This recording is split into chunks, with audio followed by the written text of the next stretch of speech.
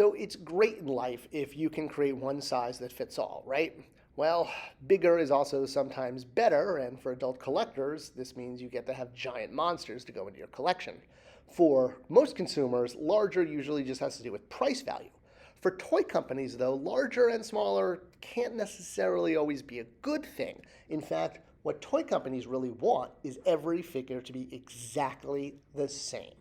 But this really can't be true. I mean, you need unique tooling, but then when you start getting figures that are either significantly taller or significantly shorter, you start to hit some issues.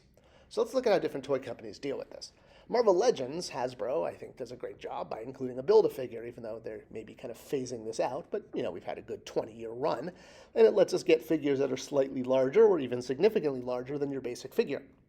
Other companies take the deluxe approach. So Mattel for Motu Origins puts out a basic figure on a basic card, and then in order to do the characters that might be physically larger or come with more accessories or more body parts, they have a deluxe scale, charging more money, but it's a different SKU and it's part of the planogram and it helps actually establish a planogram. Now, using your deluxe slot for bigger figures is a good use, but it's not as great of a use as if you can just take the main characters and then reoffer them in a deluxe assortment with a larger accessory. Because this is what kids are into.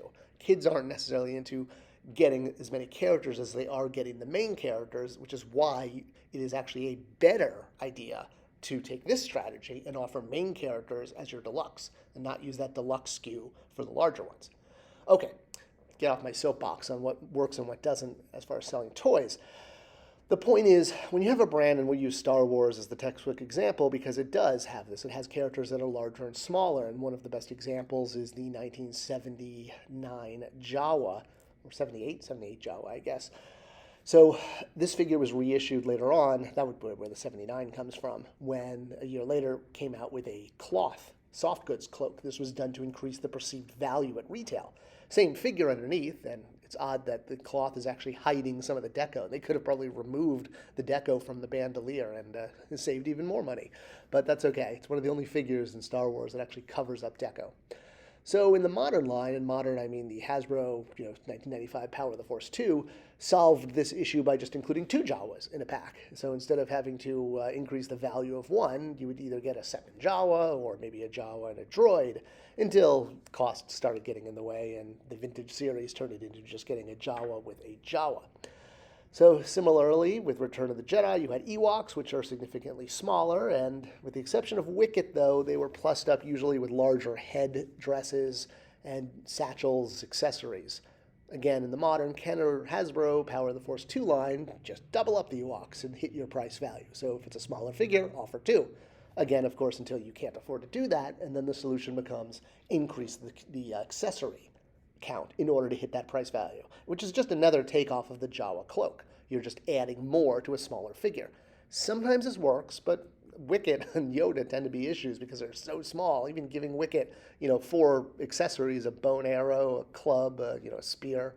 Well, I mean, looking at him compared to the other figures in the assortment, you really do see. You're like, wow, I'm paying $25 for Wicket? Well, why am I paying $25 for a Scout Trooper? But yeah, does Wicket have that price value?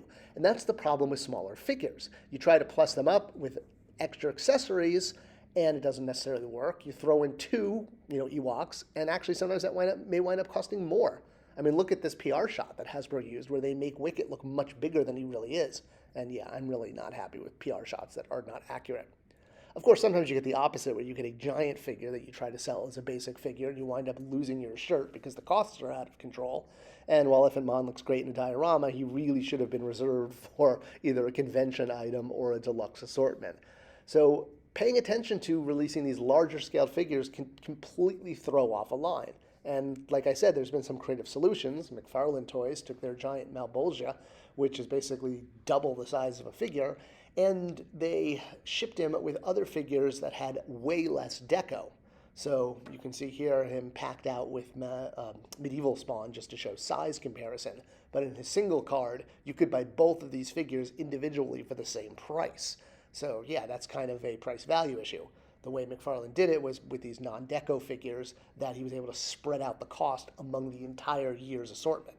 Okay, so why in the world am I talking about this? Well, the reason well, what I do for a living outside of making YouTube videos is I run Spector Creative, a marketing and consulting agency. And I work with a lot of inventors and a lot of toy inventors. And I try to put these videos out there to help this type of community, because when you're creating a new toy line, especially a character-based line, it's very important to think of the toyetic qualities of the characters and how they'll translate from content to toy.